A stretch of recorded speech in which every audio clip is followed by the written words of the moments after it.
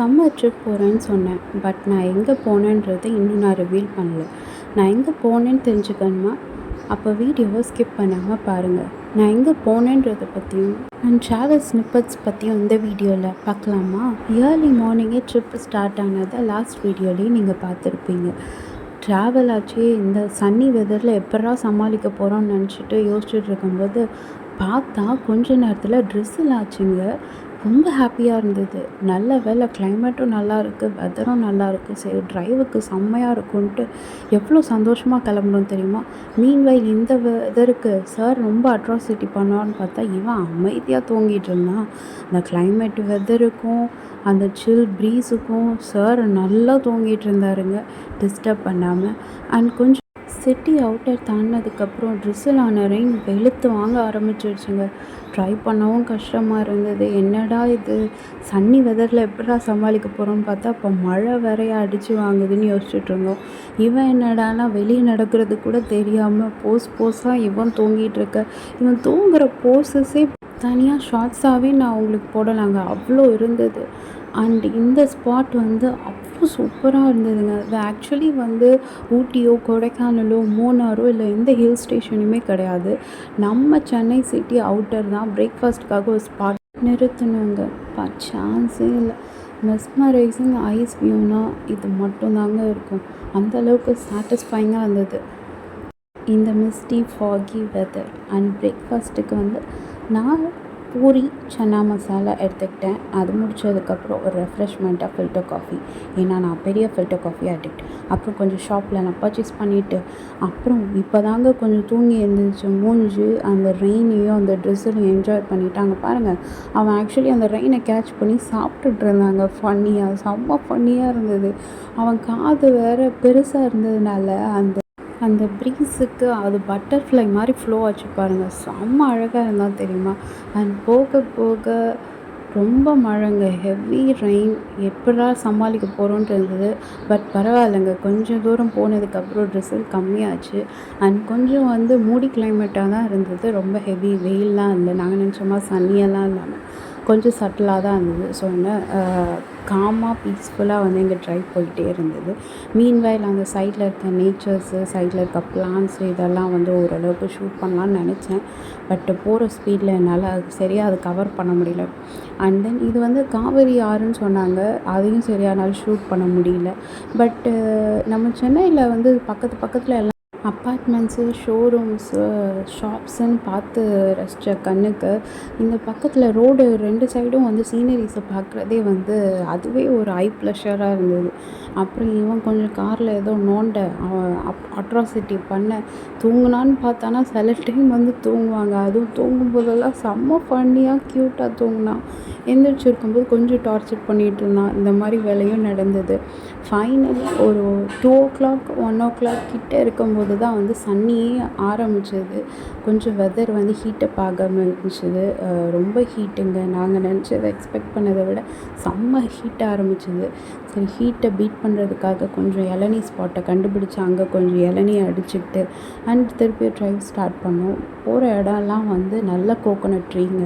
எங்கேயுமே அப்பார்ட்மெண்ட்டோ இல்லை ஷாப்ஸோ இல்லை நெருக்கமான அந்த நெரிசலோ எதுவுமே இல்லாமல் பீஸ்ஃபுல்லான ட்ரீஸாக இருந்தது. லன்ச்சுக்கு வந்து ஒரு பீஸா சாப்பிட்டேன். ஹைவேயில் பீஸா ஷாப் இருந்ததே அதிசயம், கண்டுபிடிச்சா சாப்பிடாமல் இருப்போமா, அது சாப்பிட்டாச்சு. அண்ட் இந்த லொக்கேஷன் வந்து இது வந்து எலிஃபெண்ட் ஹில்னு சொல்லுவாங்கள்ல, ஆனைமலை அப்படின்ட்டு. ஹிஸ்ட்ரியில் படிச்சிருக்கேங்க நான் ஸ்கூலிங்கில். ஆக்சுவலி எல்லாருக்குமே தெரியும், எல்லோரும் படிச்சிருப்பீங்க, ஹிஸ்ட்ரியில் வந்திருக்கும். அந்த மலை தான் இது. இது ஏதோ கண்டினியூஸ் ராக்குன்னு சொல்லுவாங்க அப்படின்னு நான் படிச்சிருக்கேன் ஹிஸ்ட்ரியில். அந்த கண்டினியூஸ் ராக் தான். பட் நான் சைல்ட்ஹுட் டேஸ்லலாம் போகும்போது இந்த ஷேப் வந்து எக்ஸாக்ட்லி அப்படியே இந்த எலிஃபெண்ட் படத்திற்கு ஷேப்லேயே இருந்ததுங்க. பட் இப்போது வந்து இதை பார்த்தா சத்தியமாக எலிஃபெண்ட் ஷேப்பே இல்லை. எனக்கு எப்படி தோணுச்சுன்னா வந்து ஜஸ்ட் ஒரு ஹரிசான்டல் பிரிக்கை வந்து வச்சானா எப்படி இருக்குமோ அந்த மாதிரி தான் இருந்தது. அந்த எலிஃபெண்ட்டோட பாஸ்டர் எல்லாமே வந்து அந்த ஃபினிஷே இல்லைங்க. ஏன்னா நிறையா டிக் பண்ணி உங்களுக்கு வந்து நீங்கள் பார்த்தாவே நல்லாவே தெரியும். அவ்வளோ இதை வந்து டீப்பாக சுரண்டி எடுத்து இவங்க வந்து கிராவலுக்கோ இல்லை மற்ற இதுக்கோ வந்து இவங்க என்ன பண்ணுறாங்கன்னா எடுத்து வேஸ்ட் பண்ணிட்டாங்க. ஆக்சுவலி இதெல்லாம் வந்து ப்ரிசர்வ் பண்ண வேண்டிய மான்யூமெண்ட்ஸ். ஏன் தான் அந்த ஹியூமன்ஸ்லாம் இப்படி வந்து நேச்சரை ப்ரிசர்வ் பண்ணாமல் அழகாக நேச்சர் நமக்கு வந்து ஒரு க்ரியேச்சராகவே ஒரு இதை கொடுத்துருக்கும் போது, ராக்லேயே இப்படி அழகாக ஒரு க்ரியேச்சராக கொடுத்துருக்கும்போது எப்படி தான் அந்த ஹியூமன்ஸ்க்கு மனசே இல்லாமல் இதையும் வந்து ஒரு பிஸ்னஸாக பார்த்து அதை இந்த மான்யூமெண்ட்டை உடச்சி நம்மளோட கல்ச்சர், நேட்டிவிட்டி, நேச்சர் இதெல்லாம் கெடுத்து ஹியூமன்ஸுக்கு ஏன் அப்படி அறிவு இல்லாமல் போச்சுன்னு எனக்கு தெரில. பேசிக்காக இந்த மாதிரி இதெல்லாம் பார்க்கும்போது நம்மளும் அந்த மாதிரி ஒரு ஹியூமன் க்ரியேச்சர் தானடான்னு நினைக்கும் போதே கொஞ்சம் அசிங்கமாக தாங்க இருக்குது. என்ன பண்ணுறது, நம்ம சொசைட்டி அப்படி ஆகிப்போச்சு. எதுவும் ப்ளேம் பண்ண முடியாது. ஹியூமன் நேச்சரே வந்து நேச்சர்ஸை அழித்து என்ன சொல்கிறது, மணி கல்டிவேட் பண்ணுற காலத்தில் நம்ம இறங்கிட்டோம். ஸோ நம்ம யாரையும் குறை சொல்ல முடியாது. ஹியூமன் மைண்ட் செட்டே அப்படி ஆகிப்போச்சு. பட் எனிவேஸ் என்ன பண்ணுறது, இப்போ நான் பேசுகிறதுனால ஒன்றும் மாற போகிறதில்ல. ஜஸ்ட் என்னோடய இன்பில்ட் ஆதங்கத்தை நான் ஷேர் பண்ணிக்கிறேன். அண்ட் இந்த ஸ்பாட்டு தான் வந்து நான் கவர் பண்ணது. ஆக்சுவலி நான் பெரிய விலாகர்லாம் இல்லைன்னு பேசிக்கான என்னோடய மொபைல் கேமில் தான் நான் கேப்சர் பண்ணுறதுனால இந்த அளவுக்கு தான் எனக்கு கிளாரிட்டி வந்தது. ஸோ மன்னிச்சுக்கோங்க. கொஞ்சம் வியூஸோ சப்ஸ்கிரைபர்ஸோ கொஞ்சம் இன்க்ரீஸ் ஆனான்னா வந்து நானும் அதுக்கான எஃபர்ட் எடுத்து விலாகர் ரேஞ்சுக்கு நானும் கேமராலாம் வாங்கிப்பேன். பட்டு இப்போதைக்கு என் பட்ஜெட் ப்ராப்ளம்னால என்கிட்ட இருக்கிற அந்த V30 ப்ரோ மொபைல் வச்சு தான் என்னால் ஷூட் பண்ண முடிஞ்சது. அண்ட் அது மட்டும் இல்லாமல் விண்டோவோடு தான் நான் ஷூட் பண்ணேன். ஏன்னா ட்ரிசில் ஆகி அந்த இதெல்லாம் வேறு விண்டோவில் இருந்ததுனால விண்டோ கொஞ்சம் டஸ்ட்டாக இருந்தது. ஸோ அதுக்கு வழியாக நான் ஷூட் பண்ணதுனால இன்னுமே அந்த கிளாரிட்டி எனக்கு கிடைக்கல. ஸோ இப்படி தான் இருந்தது. அண்ட் மீன்வைல் என்னோடய வாய்ஸும் கொஞ்சம் பிரச்சனையாக தான் இருக்கும். அங்கங்கே சவுண்ட்ஸ் இதெல்லாம் இருக்கும். ஏன்னா இருக்கிற ஏரியாவில் வந்து கொஞ்சம் நிறையா டிஸ்டர்பன்ஸ் சவுண்ட்ஸ்லாம் இருக்குது.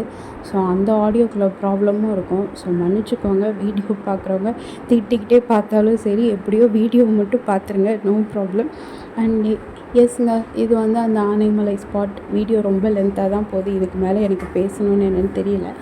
பட் எனிவேஸ், நீங்களும் இது மாதிரி நேச்சரை வந்து நாசம் பண்ணுறவங்கள பார்த்தா உங்களுக்கும் கோவம் வரும்னா ப்ளீஸ் நீங்களும் எனக்கு காமெண்ட் பண்ணுங்கள். உங்களுக்கும் அந்த தாட் இருக்குது, உங்களுக்கு அந்த மாதிரி பண்ணுற ஆட்கள்லாம் பிடிக்கலை, நேச்சர் ப்ரிசர்வ் பண்ணுற பர்சன் நீங்களாக இருந்தாலும் நீங்களும் வந்து ஒரு காமெண்ட் பண்ணுங்கள், இல்லை லைக் பட்டனை ப்ரெஸ் பண்ணுங்கள்.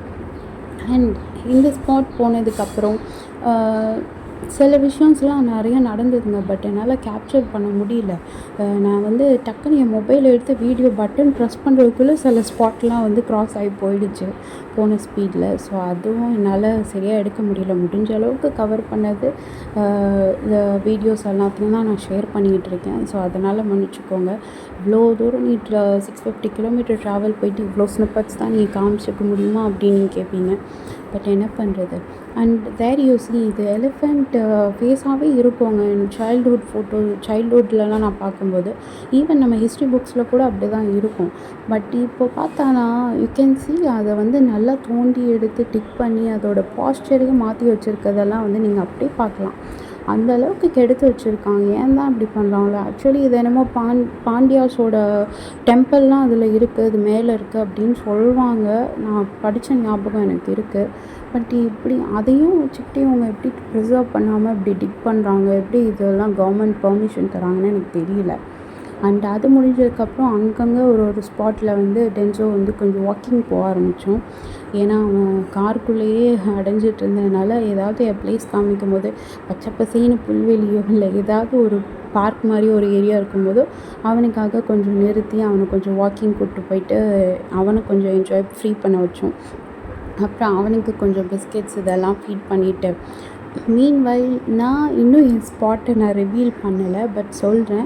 நாங்கள் போகிற வழியில் வந்து அந்த ஸ்பாட்டுக்கு போகிற வழியிலலாம் வந்து விண்மில்ஸ் நிறையா உண்டு.